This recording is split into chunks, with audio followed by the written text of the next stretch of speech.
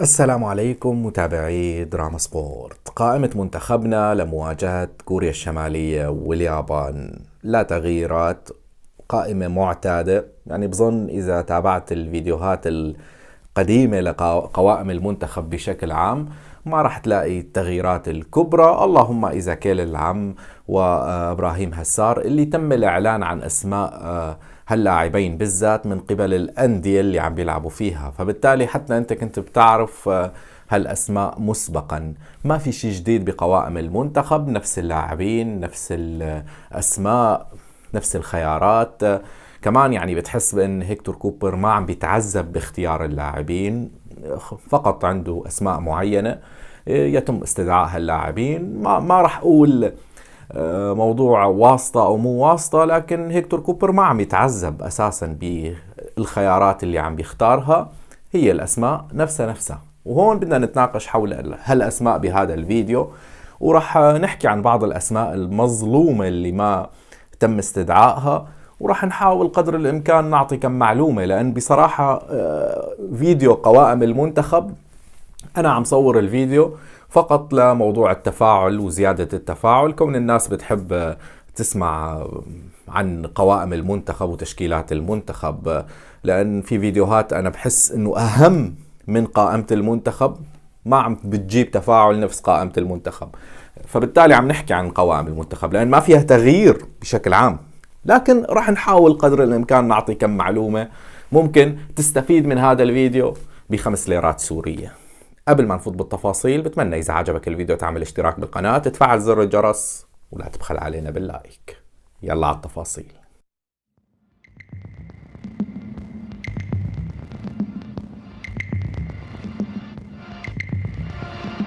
شوف يا صديقي العزيز، قائمة المنتخب بحراسة المرمى إبراهيم عالمة، أحمد مدنية، وطه موسى. بالدفاع عمر ميداني، ثائر كروما، خالد كردغلي، سعد أحمد، مؤيد الخولي، عبد الرحمن ويس، عمر جنيات. بخط الوسط محمد عنز، إيزاكيل العم، فهد اليوسف، محمد عثمان، كامل حميشة. وبالمقدمة عمار رمضان، محمود المواس، إبراهيم هسار، محمد حلاق، مارديك مردكيان، ياسين سامية، عمر خريبين، وعمر السومة. أسماء معتادة. في بعض الأسماء اللي جديدة مثل ما حكينا، إيزاكيل العم وإبراهيم هسار شفناهم بالتوقف الدولي الأخير مع المنتخب الكويتي، شارك إيزاكيل العم بالشوط الأول وشارك إبراهيم هسار بالشوط الثاني، وبقية الأسماء لا جديد. هلا في اسماء اكيد يعني تستحق التواجد، انت ما فيك تجيب لعيبه من المريخ او من زحل، لعيبه المنتخب عمر السومه، عمر خريبين، محمد حلاق، هاللعيبه دائما لازم يتواجدوا اساسا، يعني موجودين مع المنتخب. بس بالمجمل اذا بدنا نحكي عن بعض الاسماء والخيارات وشغل المدرب باختيار القائمه، فالموضوع مختلف تماما.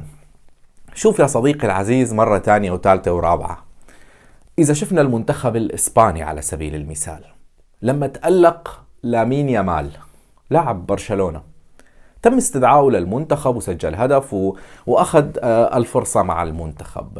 عم بنشوف قائمة منتخب البرازيل بينضم إلها اللاعب أندريك، لاعب ريال مدريد، الموسم القادم رح يلعب مع الريال، تم استدعائه لقائمة المنتخب الأول. فبالتالي عم بنشوف بأن ببقية المنتخبات وببقية القوائم اخر شهر مين تألق من اللاعبين يتم استدعاء لاعبين جداد، لعيبه ممكن تشكل الاضافه، تاخذ الفرصه، تعطي انطباع باني انا عم تابع المنتخب وعم تابع اللاعبين، وتعطي هذا الشعور للاعب وتعطي هذا الحافز للاعب باني انا اذا لعبت بشكل جيد راح انضم لقائمة المنتخب على الاقل. ما راح نقول راح تلعب بشكل اساسي، لكن عم بنقول انك راح تنضم لقائمة المنتخب. إذا اللاعب تألق عدة أشهر أو موسم كامل وما تم استدعائه للمنتخب، خلص ما عنده الحافز إنه ما عم بيفكر أساسا بالمنتخب. ليش؟ لأن في قوائم ثابتة، في خيارات ثابتة، ما في معايير نحكي عنها بقوائم المنتخب إن إذا اللاعب تألق رح ينضم. هاي المعايير غير موجودة. يعني بالفترة الأخيرة عم نشوف عدد من اللاعبين وراح نذكر هاللاعيبه، يعني انا ما راح اقول انه كل هاللاعيبه لازم يتواجدوا بقائمه المنتخب، بس على الاقل لازم نشوف هل يا ترى أفكار هيكتور كوبر فيما يخص قوائم المنتخب هي أفكار ثابتة أو أفكار بناء على تألق اللاعبين أو لا؟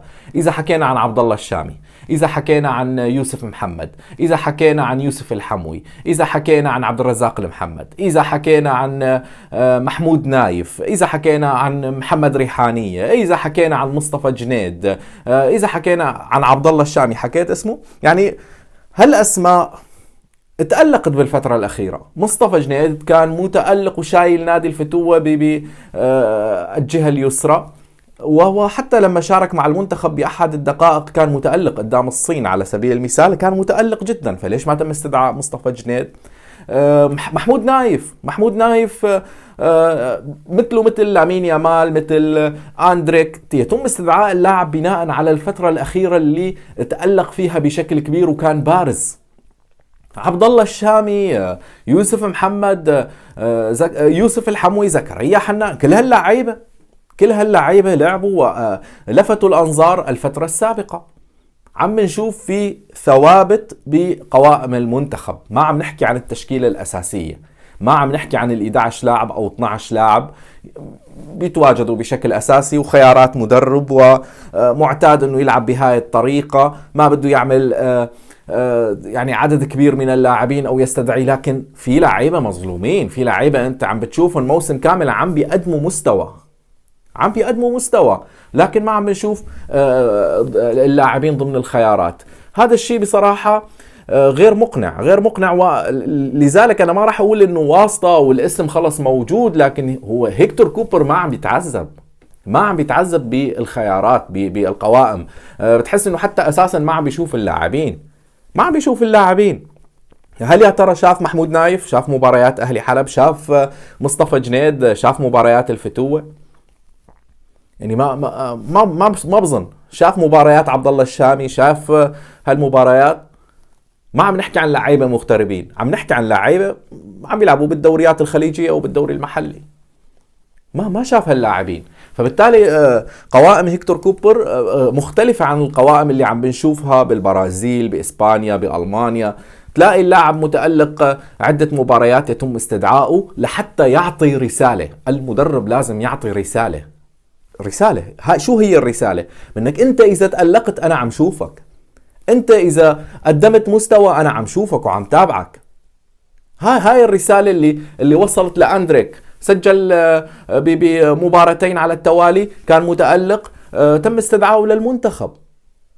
هاي رسالة. ممكن ما يلعب بالتشكيلة الأساسية، لكن رسالة بأنك أنت إذا تألقت رح تتواجد بقائمة المنتخب.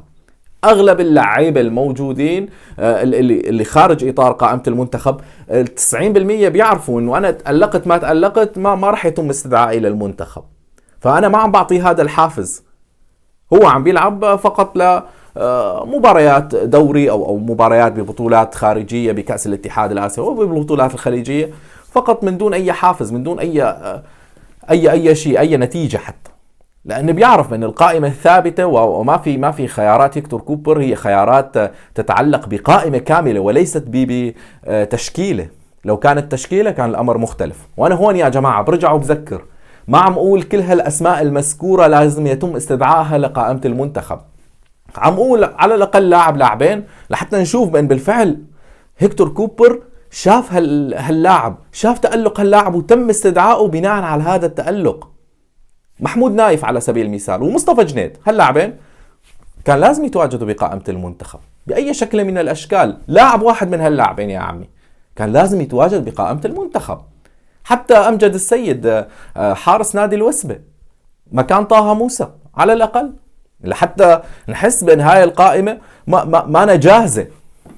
يعني مع احترامي لعصام الحضري، بناء على شو تم اختيار طه موسى؟ بالفترة الأخيرة مستواه جدا منهار، مستواه جدا متراجع، يعني وأساسا واصل لعمر معين. بظن لازم تنعطى فرصة لبقية الحراس. أنا ماني ضد طه موسى، لكن بظن حتى جمهور الفتوة متفق معي بأن طه موسى اليوم مانو أفضل من أمجد السيد الموجود بنادي الوسبة على سبيل المثال.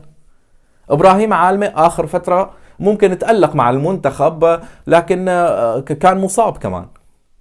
حتى ما شفناه. بس بالمجمل ابراهيم عالمي واحمد مدنيه حراس بمركز حراسه المرمى صعب التغيير. يعني انا متفق مع هذا الموضوع، صعب التغيير، لان خلص مركز حراسه المرمى لازم يكون منسجم، يكون ذهنيا حاضر، ونتمنى يكونوا ذهنيا حاضرين. لكن لما بنحكي عن الظلم، الظلم موجود بهاي القائمه، والظلم مستمر.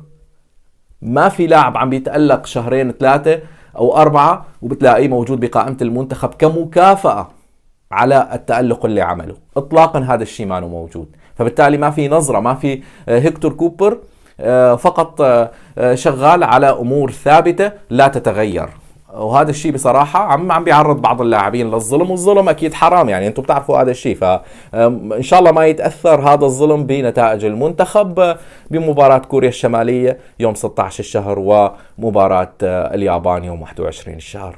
ممكن نتناقش حول تصريحات هيكتور كوبر بكرة إن شاء الله إذا كان للعمر بقية. بس بالمجمل هاي القوائم معروفة، الأسماء معروفة، ما في أي تغيير. أنا بصراحة صورت الفيديو لزيادة التفاعل، لا أكثر ولا أقل. عم بنصور فيديوهات أهم من هذا الفيديو بكل صراحة، بس ما عم بنشوف التفاعل نفس تفاعل التشكيلة والحديث عن قوائم المنتخب اللي ما عم تتغير. الظاهر نحن كمان حتى كمشجعين بنحب الاشياء اللي فيها نوع من عدم التغيير، مثلا عدم التطور. ما بعرف، يعني بصراحة أنا جدا حزين على الشيء اللي عم بيصير معنا. يعني في أمور أهم بصراحة عم نناقشها أكثر حتى من قائمة المنتخب، لأن قائمة المنتخب هي ما عم تتغير فيها أي شيء. ارجع للفيديوهات السابقة لقوائم المنتخب راح تلاقي 90% من نفس الأسماء. ما عم نحكي شيء جديد، ما عم نحكي شيء إضافي. حاولت اليوم قدر الإمكان أحكي عن بعض الأمثلة، لامين يامال على أندريك، ممكن تستفيد من هذا الفيديو. يعني أنا ما بدي إياك تفوت على الفيديو وما تستفيد منه أي شيء، يعني بصراحة 5% استفيد، يعني كم معلومة على الأقل عم نحكيها. لأن إذا طلعنا من الفيديو من دون فائدة بصراحة أنتوا عم تنضروا. يعني أنا هيك شايف، أنتوا اللي عم تنضروا مو أنا. يعني فيني أحكي لبكرة عن قوائم المنتخب، بس ما في فائدة، ما في فائدة مرجوة. فخذ هاي المعلومة عن أندريك ولامين يامال، لعل وعسى عم أقدم واجبي تجاهك كشخص عم بتتابعني عن معلومة بسيطة ممكن عم بتصير بالمنتخبات وما عم بتصير عندنا. بتمنى يعجبكم الفيديو وتكونوا بصحة وخير وسلامة.